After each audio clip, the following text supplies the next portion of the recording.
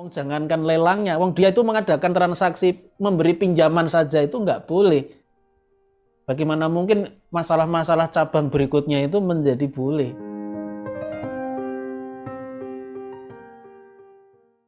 Bagaimana hukum membeli barang yang dilelang oleh pegadaian atau pegadaian syariah?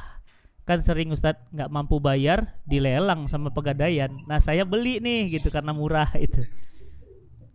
Ya, ini sebenarnya kan masalah cabang melelang itu. Iya. Lelang itu boleh apa tidak itu tergantung dari status barangnya itu milik siapa. Yang menjadi persoalan adalah peralihan kepemilikan dari milik nasabah menjadi milik pegadaian itu bermasalah. Kenapa? Karena tadi sudah saya jelaskan di awal, adanya barang gade atau jaminan dalam pegadaian konvensional itu akad gadenya itu bermasalah atau haram. Kenapa? Karena akad pokoknya kalau orang ke pegadaian itu apa sih akad pokoknya? Itu kan akad pinjam uang kan? Inilah akad pokoknya. Pinjam uang atau qard ya, qard. Pinjam uang itu boleh asalkan tidak pakai bunga. Persoalannya itu kalau dalam pegadaian pinjam uang ada bunganya. Ketika ada bunganya itu boleh apa tidak menurut syariah? Kan nggak boleh. Nah ketika itu tidak boleh, lalu pegadaian Pak minta barang gade. Nah barang gadenya itu kan masalah cabang. Ketika yang pokok itu haram, dia menjadi statusnya haram barang gadenya itu. Nah ketika gagal bayar barang gadenya itu kemudian dilelang oleh pegadaian itu berarti cabang dari suatu cabang gitu loh. Berarti ini kesimpulannya tidak boleh lelang yang dilakukan oleh pegadaian. Wong jangankan lelangnya, wong dia itu mengadakan transaksi memberi pinjaman saja itu nggak boleh. Bagaimana mungkin masalah-masalah cabang berikutnya itu menjadi boleh? Jadi kalau persoalan pokoknya itu dia memberikan pinjaman dengan riba itu haram, maka adanya barang gade itu menjadi haram sebagai cabangnya. Ketika barang gade itu tidak ditebus oleh yang punya, kemudian ini dilelang oleh pegadaian, ini sebenarnya juga tidak boleh. Kenapa? Karena inti persoalannya itu pokoknya, masalah pokoknya itu pada pemberian pinjaman tetapi berbunga. Itu yang menjadi titik persoalan.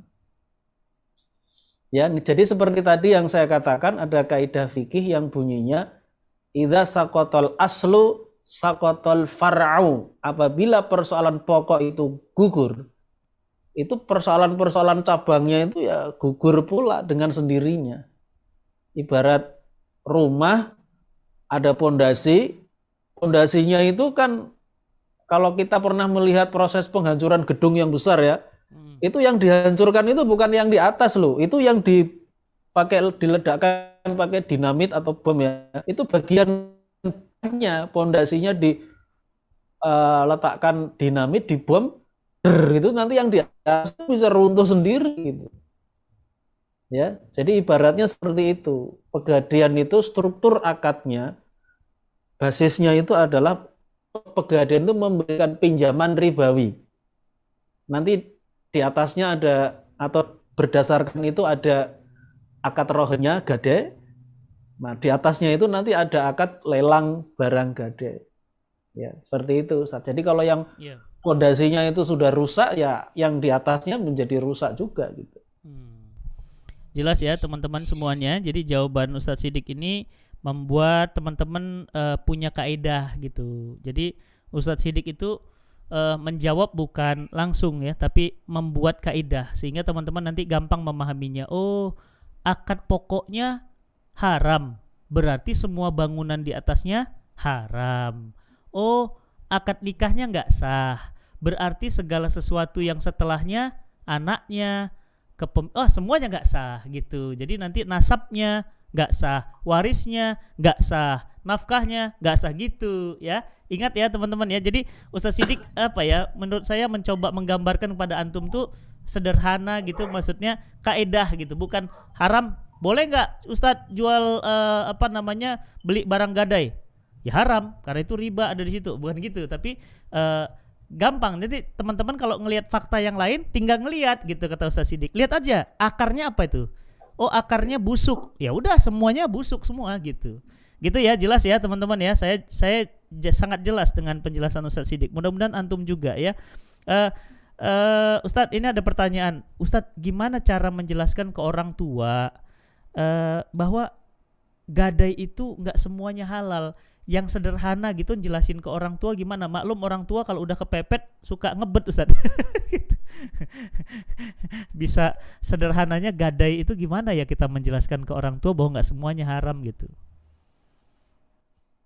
Ya, jadi sebenarnya kalau gade itu yang sangat prinsip yang membedakan antara gade yang halal dengan yang haram itu adalah pengembalian nilai pinjaman itu bertambah atau tetap. Kalau pengembalian pinjaman atau utang ya, secara umum bisa pinjaman, qard atau utang, itu besarnya bertambah, itu berarti itu hukumnya haram, nggak boleh. Ya. Tetapi kalau dia itu nilai pinjamannya itu tetap atau nilai utangnya itu tetap, itu boleh, nggak ada masalah. Jadi ini sebenarnya yang paling prinsip itu kalau kita mempelajari fikih itu sebenarnya kembalikan pada pengertian qard atau pinjaman. Yang namanya pinjaman atau qard itu kalau dalam bahasa Arab itu istilahnya itu atau bahasa Arabnya itu adalah i'ta'ul mali lil ghairi, memberikan harta kepada orang lain. I'ta'ul mal lil ghair ala an yarudda mislahu ilaika. Dengan ketentuan orang itu mengembalikan harta yang semisalnya kepada Anda. Itulah yang disebut dengan qard ya, pinjaman dalam arti pinjaman utang, bukan pinjam pakai atau ariah ya. I'ta'ul mali lil ghairi ala an yarudda mislahu ilaika. Yang disebut dengan qard atau pinjaman itu adalah i'ta'ul mal, memberikan harta lil ghairi kepada orang lain ala an, dengan ketentuan bahwa dia akan yarudda mislahu, mengembalikan harta yang semisalnya ilaika kepada Anda. Nah, mengembalikan harta yang semisal itu, nah ini ada rinciannya. Mengembalikan harta yang semisal itu dalam pinjaman itu ada dua kriterianya, yaitu kembalikan pinjaman itu dengan satu kriterianya dengan nilai yang sama, dengan jenis yang sama, dan yang kedua itu dengan jumlah yang sama. Jadi ada dua kriteria yang disebut dengan raddul misli, pengembalian pinjaman yang semisal. Pertama itu sama dalam jenisnya, dan yang kedua sama dalam hal jumlahnya. Saya kasih contoh konkret ya. Misalnya ada orang pinjam uang 1 juta rupiah ya kepada Anda. Misalnya ada orang datang ke saya, Ustadz, saya pinjam uang 1 juta rupiah. Oh ya, nih, kembalikan ya bulan depan. Ya Ustadz. Nah, lalu ketika dia mengembalikan 1 bulan lagi, kan dia harus mengembalikan harta yang semisal. Nah, itu yang semisal itu maksudnya apa? Satu, sama jenisnya. Berarti dia kalau pinjam uang tidak boleh mengembalikan barang. Dia pinjam uang 1 juta, dia mengembalikannya misalnya, Ustadz maaf saya kembalikan dalam bentuk beras. Itu nggak bisa. Atau kalau dikembalikan dalam bentuk uang tapi dalam mata uang yang lain, itu juga tidak boleh. Misalnya saya memberikan pinjaman ke dia kan 1 juta rupiah, dia kembalikan. Ustadz maaf saya nggak punya uang rupiah ini, saya kembalikan dalam bentuk dolar Amerika ya. Itu nggak boleh. Jadi harus sama jenisnya. Saya memberikan pinjaman uang ya kembalikan ke saya uang, bukan barang, bukan mata uang dengan denominasi atau jenis mata uang yang lain, nggak boleh. Itu yang pertama. Kriteria kedua adalah raddul misli, pengembalian yang semisal dalam pinjaman itu adalah sama jumlahnya. Jadi kalau 1 juta kembalikan ke saya 1 juta, bukan naik atau turun atau kurang atau lebih dari itu nggak boleh. Misalnya dikembalikan 1.100.000, baik itu dipersyaratkan atau tidak dipersyaratkan, itu tidak boleh, kecuali tidak dipersyaratkan dan saya sudah terbiasa dengan yang meminjam saya tadi, ada hubungan muamalah yang baik, saling memberi hadiah dan sebagainya, itu perkecualian ya. Nah, jadi pengembalian qard itu, jadi ini ini menurut saya penjelasan yang sangat mendasar itu adalah kita itu harus memahami yang namanya hukum qard, bagaimana qard atau pinjaman itu cara pengembaliannya. Jadi kalau ada pengembalian yang ada tambahan, itu berarti itu sudah nggak boleh gitu. Pinjam 1 juta, kembali 1.100.000, itu tidak boleh. Nah yang terjadi di Pegadaian itu seperti itu. Pegadaian itu memberikan pinjaman kepada masyarakat 1 juta rupiah. Tetapi dia itu nanti ketika menerima pengembalian itu mensyaratkan tambah 10% dari nilai pinjaman. Kalau dalam dunia Pegadaian 10% itu dia tidak sebut dengan istilah bunga, tapi istilahnya itu sewa modal. Anyway, apapun juga istilahnya, mau disebut bunga atau sewa modal, itu tetap riba. Karena apa? Karena itu intinya adalah tambahan yang dipersyaratkan pada pokok utang. Itulah yang namanya riba dalam konteks utang piutang ya.